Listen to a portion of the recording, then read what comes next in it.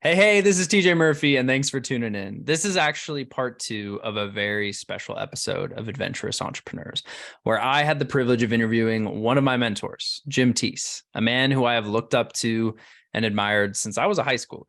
So if you haven't had the chance to listen to part one, I recommend starting there as we get into some incredible stories and Jim drops a ton of value-packed insights that you do not want to miss. You can find it one episode back on whatever podcast platform you are listening in on. And just a few of the golden takeaways Jim shares in this episode, part two, are how to keep going when things are really hard and dark and bleak, the importance of being uncomfortable, and how to turn an adventure out of a single photo. So without further ado, this is part two of Jim Teece and me.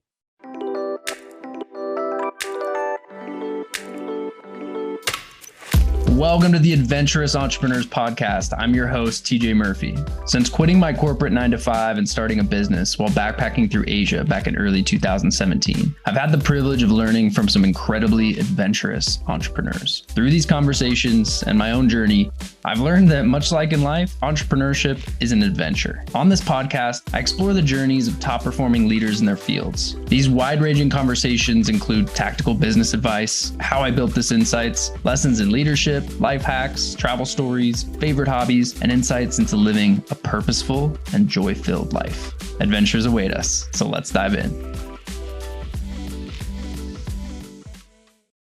So one thing that you and I talked about briefly leading up to this conversation was your mission to inspire and support the next generation of business leaders in Southern Oregon and around the world.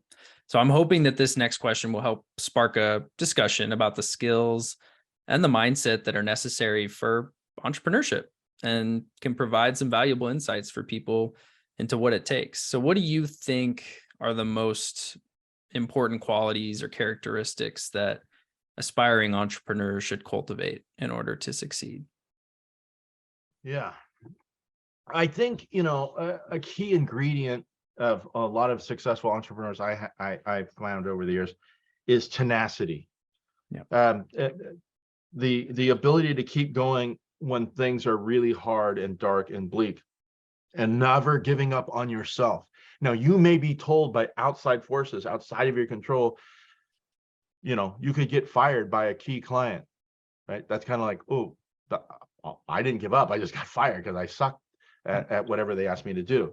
So, but tenacity, don't give up. So many businesses fail because reality kicked in and I had to go get a real job. I got a family commitment. There's so many reasons why we give up.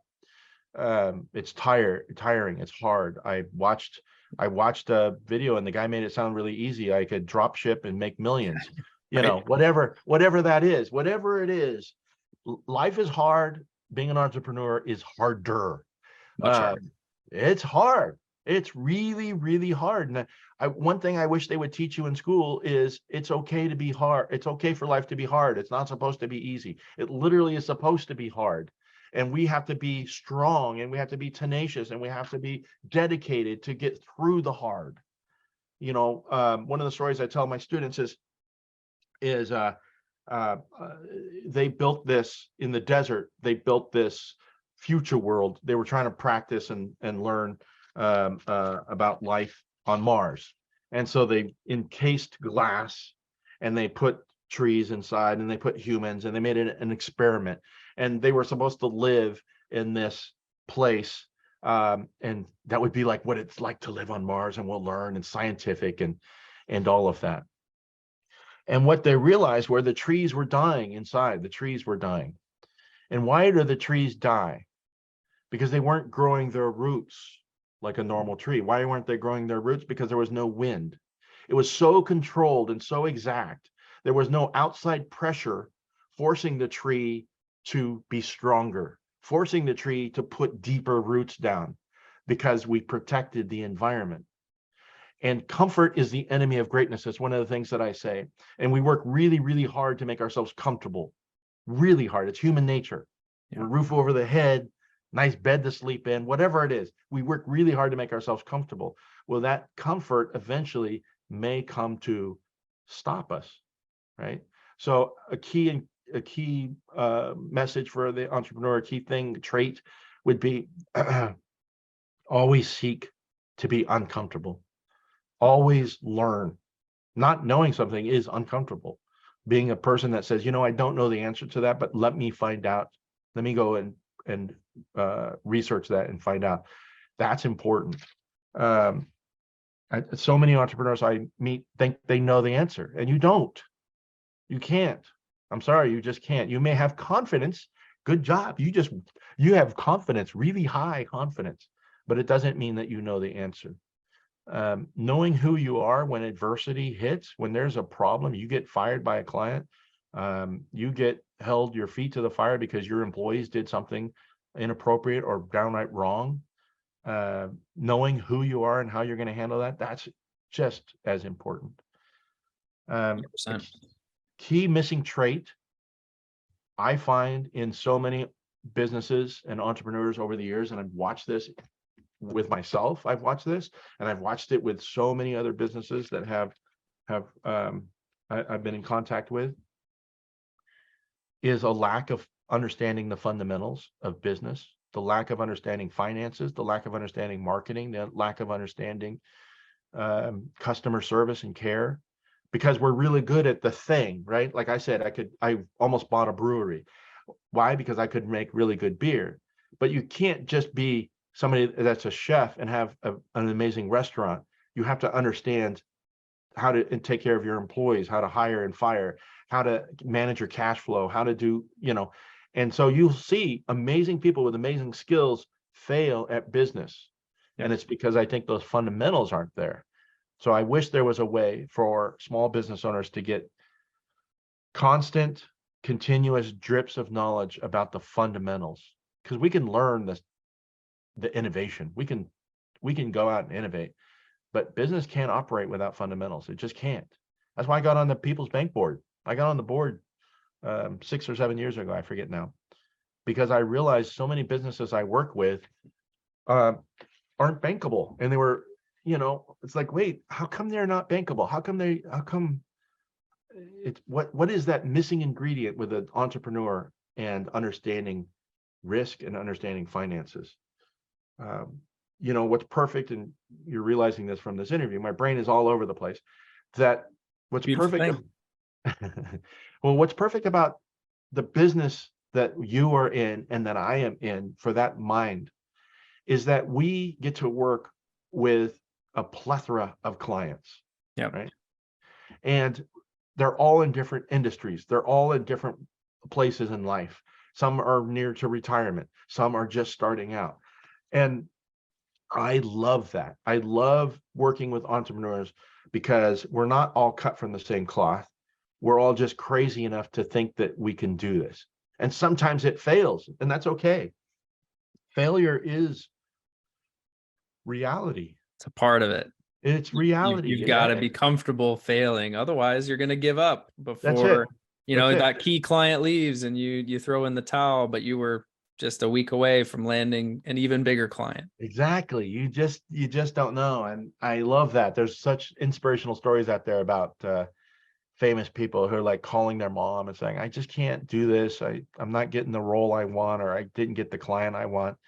And then, 2 weeks later, because they didn't get distracted by that other client, they went and found a bigger, better client. I mean, it's just, we can't predict how life is going to take us on the journeys that we're going to go on. The wind is going to blow in many, many directions. The wind is going to blow.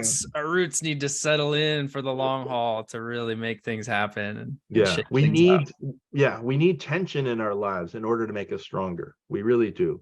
I think the other thing, trait wise, is, we've got to suck less. So much of our lives are dealing with technology and computers, and and I know that a lot of that time is wasted because the software sucks, or the technology integrations suck, or the organization that has all these rules that we're trying to connect with and do things with, they suck. And so one of my mantras for the last decade or so has been, we've got to suck less, including myself, including my organizations. Where is it broken? Let's fix it. because we all know things suck. Let's suck less. Let's figure out where it's broken and improve it. Continuous improvement is important.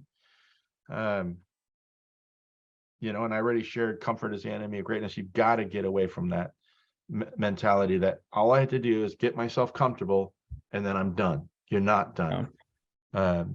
You kind of have a responsibility to keep going. You have a responsibility to do more so that you can help more people. Yeah. That's how I look at it. No, 100%. That was a big mindset shift for me over the last year. Is just, I got to a point where, we're making good money, things are comfortable, but I'm not pushing myself outside of my comfort zone. I'm not going and speaking. I'm not teaching. I'm not creating video content. I'm not doing all these things that are not natural for me and will be uncomfortable, and there will be pain there, but only through that pain will I get to the next level, and will I be able to make an impact for more people and serve better and provide better for my wife and my future kids. All of that stuff. You've got to do something uncomfortable every day, even if it's small. Yeah. And it's, meeting strangers for me is uncomfortable, or speaking to a big group of people. Yeah. Teaching a class at a university when I myself don't have a degree was very uncomfortable in the beginning. And I made sure up front that they knew that. But yet the testimonials I would get at the end of each class was, why aren't all of our classes taught this way? Yeah. So yeah, get uncomfortable, because it does enable growth. It does. And it's important. As an entrepreneur, you've got to be comfortable being uncomfortable. And you mentioned software and things changing or sucking super bad. Do you have any predictions? You're entrenched in the software space. So specific to the future of software, websites or apps in relation to what you're doing at Project A, what do you see on the horizon? Or are there any trends in technology that you think people should be paying close attention to that may not be aware of? So if you look at each of my companies, they each tend to be trend based. Project A writes e-commerce solutions for clients all over the world, and so they will adopt and use, and we're platform agnostic. Our clients will help us, and we'll help our clients pick the platform that meets their needs and their growth. And so I guess over the 30 plus years of that business, I'd come to say that it always changes, and it always blows my mind how much money and effort is spent on one platform, and then literally a new leader will walk in and say, well, that's crap, we're just changing switch it up. And you have to be okay with that. If you want to keep playing, if you want to keep being part of their journey, you have to be okay with that.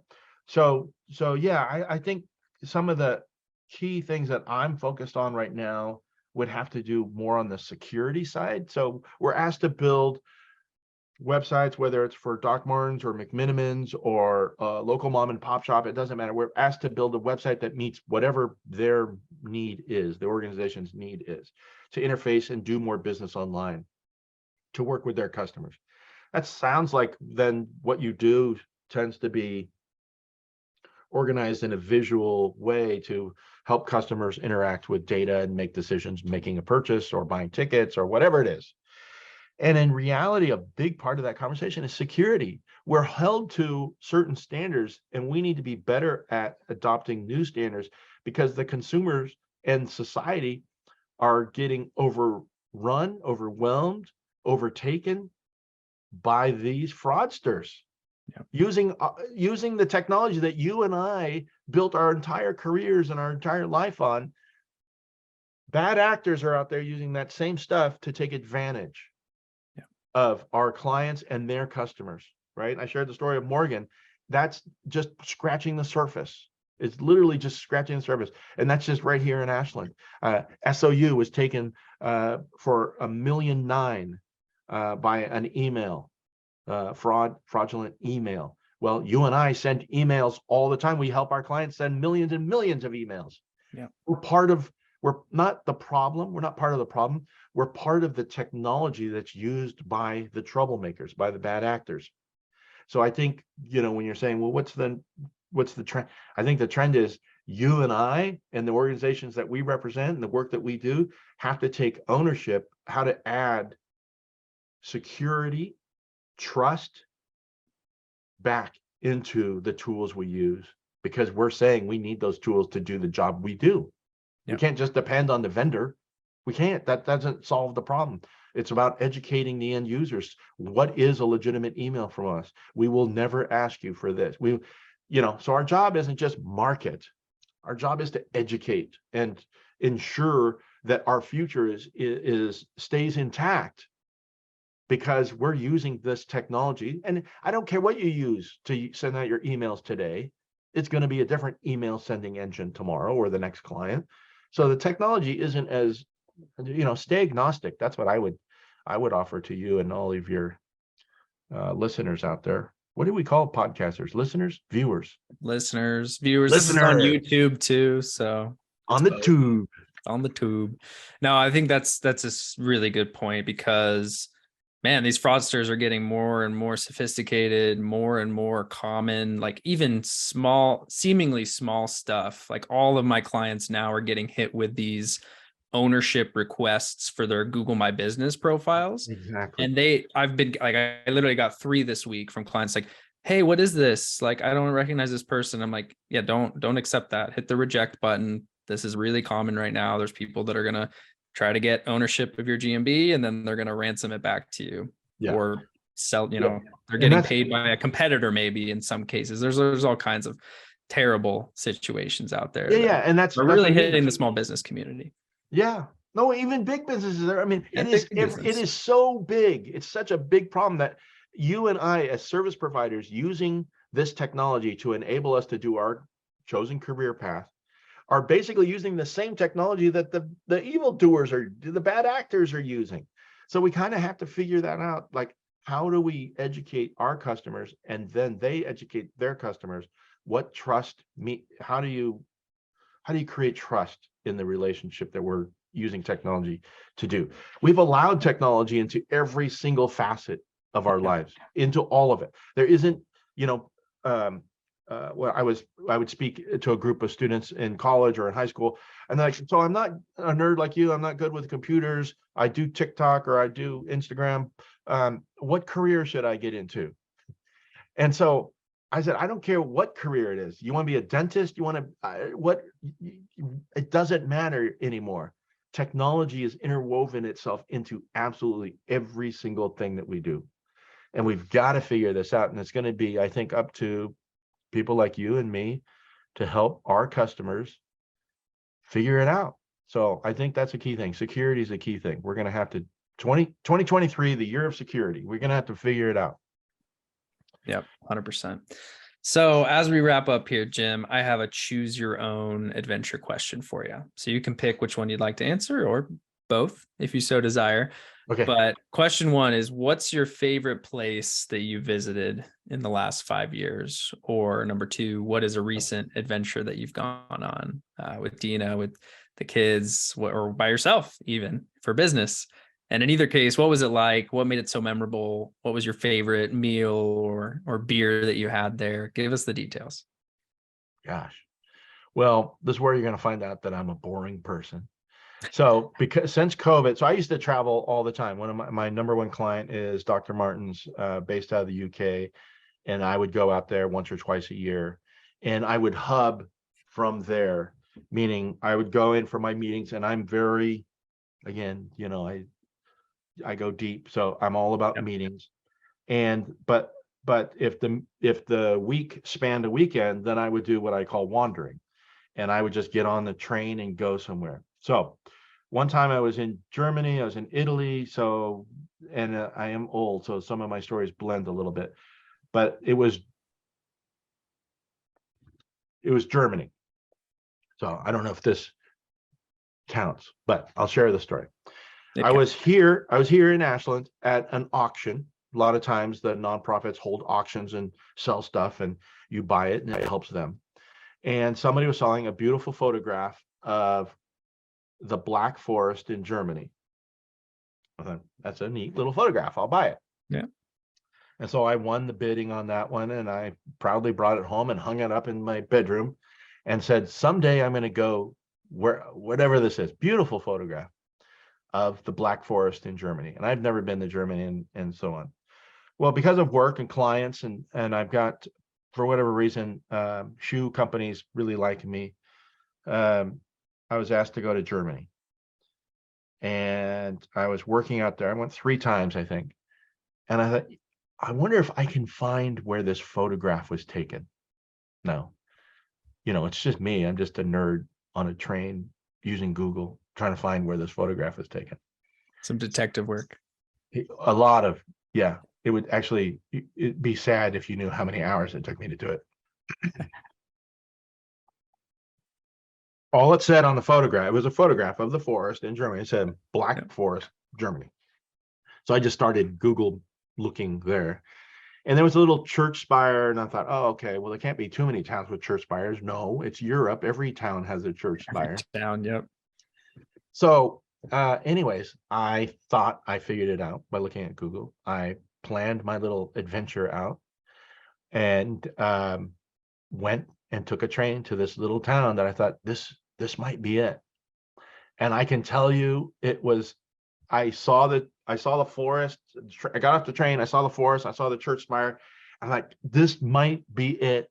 And I ran through the forest. I wanted to get to the church spire. I wanted to get to where that photograph was taken and then take my own version of that photograph and see if it was just as beautiful.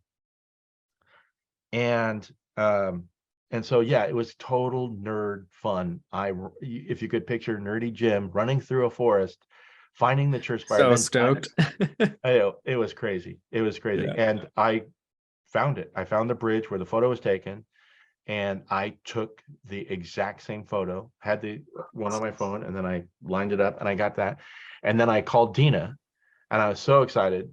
And I called her, and she said, "That's great. It's 3:00 in the morning, you idiot." And so oh, sorry, hon. Yeah, sorry, I didn't have anybody else to share it with. Yeah. But yeah, I look back at it and think that is just silly, but yeah. No, that is the epitome of an adventure right there. It was fun. I love that. Yeah, it was Tübingen is the name of, I don't know if I'm pronouncing it right, but the name of the town. And yeah, so a lot of fun. And then as life and the town or the village was this medieval village, and I spent the whole day there, wandered around, drank a lot of German beer. It was awesome. But the village was so cool. I was like, I would have never discovered this little village if it weren't for that photograph and for my desire to find the place that it was taken. And come to find out, it's a university town, and an Ashland person transferred to that university in that little village. No way. Yeah, I mean, I just love small world stuff like that. So yeah. I guess that would be one of the adventures that I. Oh, that is a great story. I love it. Thank you for sharing. Yeah, I do a lot of that. Wandering is what I call it. There's no purpose. I just wander. I guess there was a purpose to find that place. Went to France for the day once. That was a crazy adventure because it was ridiculous that I had done that. But so did that. Nobody would help me. No ATM. No, this was decades ago. Okay. But yeah, that was crazy. Yeah, I mean, wandering, whether you have a purpose, like finding that exact place where the photo was taken, or just jumping on a train and seeing where the day takes you. I mean, that's for me when I've stumbled onto some of the greatest adventures of my life, not really having an itinerary or a clear plan or idea, just going out and trying to experience everything, the sights, the smells, the people. Yeah. You'll find yourself in some really cool situations when you plan less and just let the day take. Yeah. Or just be open to opening a door and seeing where it goes. I go to London a lot. And I go, the shoe factory isn't in London, it's outside. And so I'm on the train, I get off the train, waiting for the client to pick me up. And there's a door of this small building there, and I don't know why, I just opened it up to see what was behind the door, and it was a pub, a tiny pub. The room was probably 10 feet by 10 feet, and there's a couple of chairs. So it's kind of, I don't know if you've been to McMinimans, the Oh yeah. shed style. So it was a train, and I took pictures. I met people. I mean, it was so much fun. And I was waiting for the client to pick me up. The client picks me up, and then like, oh, sorry for the delay. I'm like, no, I just had the greatest time in that 20 minutes I was in this pub. And they're like, what pub? I said, there's a pub in there. And the pub, the 10-foot by 10-foot storage room used Yeah. to be where they stored hand grenades, not for the war, but before radios. The trains would travel, and the person on the train would throw a hand grenade out a mile away, so that when you heard that, you knew the train was coming. Oh And my gosh. yeah, it's the craziest thing. But Wild. now it's this little train depot. And I told everybody at the company, and they're like, what pub are you talking about? So even in their own town, in their own Yeah. train station that they all use every day to go to work, they don't even open the door to see what's behind it. So there's a thing. I'm not awesome like you guys and traveling the world doing that, but I am not afraid to open doors and seeing what's behind it. It's a beautiful thing. So I do want to bring up one more thing, because you alluded to it at the beginning of the episode. So moving towards retirement, whatever that's going to mean for Jim Teece. But what is your plan? What you're going to be going deep into something next? What is it? Yeah, it's a good one. You're really good at this. So I think that I call it aging out. And when with Dina and I losing both of our moms this year, that's a wake up call to your own mortality and your own timeline on Earth. And so you wonder, how am I going to spend the next whatever number of years we have? And as you and I know, parents of Quinn's and Teague's, my son and daughter's friends, their parents are starting to have heart attacks and die or whatever, right? People die all the time, but it's starting to get closer and closer to home. So not to be morbid, but the point is we all have a limited amount of time on this planet.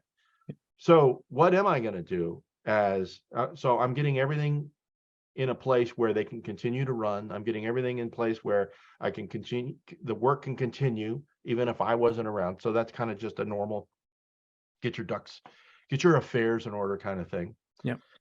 And then I'm intentionally spending my time with different nonprofits that need me and the skills that I bring for a short period of time, and doing what I can to help them, like I said, build buildings or get some of the drama out of their organization and so on. So I'm intentionally doing that. And then I am, Dina and I started the Jim Teece, Dina Matthews Family Foundation, and we did that last year. And our intent there is to help Teague and Quinn, our kids, understand where we give and why we give. Not that they have to continue the where, but hopefully the why, So we're trying to instill in them, and putting some money into that foundation, the ability for that to continue once we're gone. Yeah. And so that's intentional. So we're doing that. And then I started to think, okay, if I slow down and I need to do less, and I do, I can tell you, aging is hard on the body. So I do have to slow down. I used to be able to go all the way till midnight. Can't do that anymore. And so within the last year, 11 o'clock now is the new midnight for me. And it's heartbreaking because I just lost an hour of every day. When I was 12, I had this idea, and I don't know where it came from. I can't remember the exact, but I call it goof nuts. And the idea back then was I was realizing, and a lot of the kids I hung out with weren't allowed to be goofy. And I'm pretty goofy. I'm probably one of the most immature people I know. And they weren't allowed to be goofy because they had career paths they had to choose. They had college they had to get ready for. They they were children on a mission to be successful adults. And I didn't have that, right? That wasn't, I was just going to go to work. My mom never said, become a successful adult. She just said, you're going to get a job Like, yes, of course, I'm going to get a job. So Goof Nuts was this idea of play for play's purpose, not play because it's going to make you smarter, or play because you're going to just play, just be goofy, just have fun. Yeah. And I always wanted children. I was the oldest. I was the one that was helping my mom take care of my siblings. But one by one, my younger siblings went and got married and had kids before I did. And I was like, wait, how is this happening? I was the one wanting kids. I was the one that I needed people at my level so I can play with them. And they were having the kids. So as they were having children, I would create clothes for the kids called Goof Nuts. And again, the idea of helping the parent understand, even I'm against is the wrong word. I'm not a fan of battery powered toys for kids. Not for environmental reasons or, all these highfalutin reasons. I just want imagination to be a key component of a childhood's ability to play. If the battery, and I saw this in firsthand with my nephews and nieces, if the battery stopped working, the toy was broken. No, not at all. And so I made sure that whenever a gift came from me, it was not battery powered. It was fun. It was goofy. It made usually my sibling's spouse anxious, like, oh, crazy Uncle Jim is I am crazy. What did he bring this time? To all of my nephews and nieces, on Dina's side, it doesn't matter. My nickname is Crazy Uncle Jim. It's the craziest thing. It just stuck. I don't know how it happened. But anyways, so Goof Nuts is a brand that has lived there for many, many years in dormancy, because as you grow up, you realize you can't do that. You have to go get a real job and do real things. Well, now, as I'm moving to the next chapter, Goof Nuts is going to come back. And yeah, so I'm pretty excited about it. I've got a brand. I've got, like I said earlier, I go all in. I'm making a clothing line, t-shirts, and I bought a robot that makes the t-shirt, does the printing. And that's what I do in my spare time on the weekends, is I go and try different designs on different shirts, give them out, and see if I can encourage fun and being goofy. That's all I want. I just want people to just be, and kids mostly, just go out there and have fun, just normal, make believe, imaginary, make no sense fun. I love that so much, Jim. I'm a naturally goofy guy. You can ask my wife. Sometimes it's to the extreme, and I got it from my dad for sure. I mean, he was always, from reading to me and acting it out to playing these imaginary games with hands and sock puppets to building a fort and making my own world out in the backyard where I could go escape to, like that. That was my childhood, and those are the fondest memories, and it really shaped my personality and who I am to this day. And I agree. So often you see kids that are just, they've got the iPad, and that is what they're playing with most of the time. And man, I think that's a huge risk, because I feel like the imagination and the free play and just being able to think creatively, that was all formed from those younger years where I wasn't totally glued to a screen. Right. Yeah. And I, don't get me wrong, I love video games. I do. Me too. Nothing against it. Yeah. I do all I'm a gamer. stuff. But at the same time, now that I'm a grandpa, I look at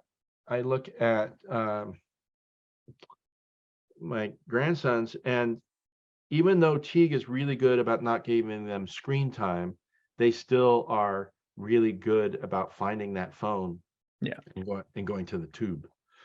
And so I worry about the future. I was you took it to the next level. I was just talking about the kind of toys that kids play with. Like I've got a Jar Jar Binks around here somewhere, and it doesn't have batteries. It's just you play with it and you make the voice and have fun with it. Yeah, I loved Legos and Lincoln Logs. Those were my jam. But you're exactly right. The next level of challenge that we're going to have is the computer in your hand is so powerful and so strong and so addicting that it's going to be harder for non-technology based play, because it's unbelievable what you can do on this thing in your hand now. Yeah. And what you Endless can watch. possibilities. That's just, it's so exciting. But at the same time, we need to realize we have a responsibility on the delivery side to not over addict these kids, so that that's all screen time. I was in Sisters. I know you got to close this, but I was in No, keep Sisters, going. Oregon, having a nice beer, enjoying the town, just relaxing. And I look over across from me, and there is a grandma that just showed up to see the grandbaby, her daughter and the granddaughter. The daughter, who was in her 20s, I'm going to just make this up, I don't really know, in her 20s, and the daughter, who was maybe 6 or 5, were both the entire time looking at their own individual phones, both. Yeah. And grandmother just sat there, my age, just sat there watching them both, slowly shaking her head like, wow, this is a problem. And we don't see it because we're addicted to it. We don't, if you talk to somebody that's addicted to drugs or addicted to whatever they're addicted to, they don't see that problem. So if you're grandma and you're sitting there and you're watching this, you're shaking your head going, yeah, this is a problem. There's nothing we can do about it. I don't know what to do about it, but I worry about it. And it's going to be something that we're all going to have to deal with decades from now. That's when the real impact comes from it, I think. Yeah, when you truly. don't have that creativity, when you're having to be spoon-fed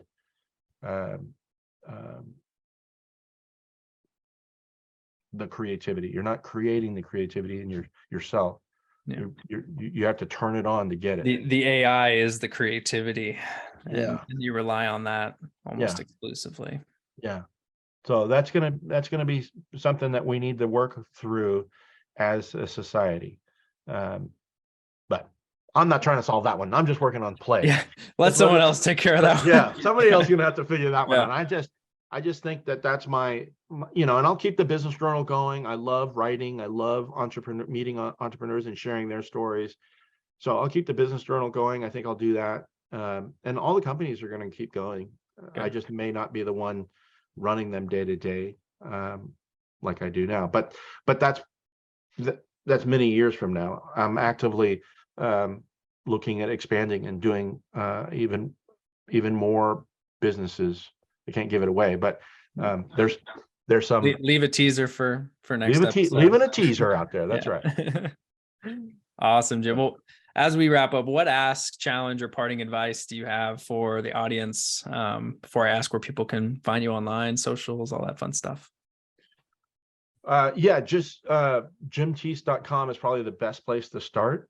I've made that convenient. Pre-COVID, I did a lot of speaking, and so that was a place where you'd go and find out how to book me for speaking engagements. Post-COVID, those days are gone. I'm not doing that as much anymore.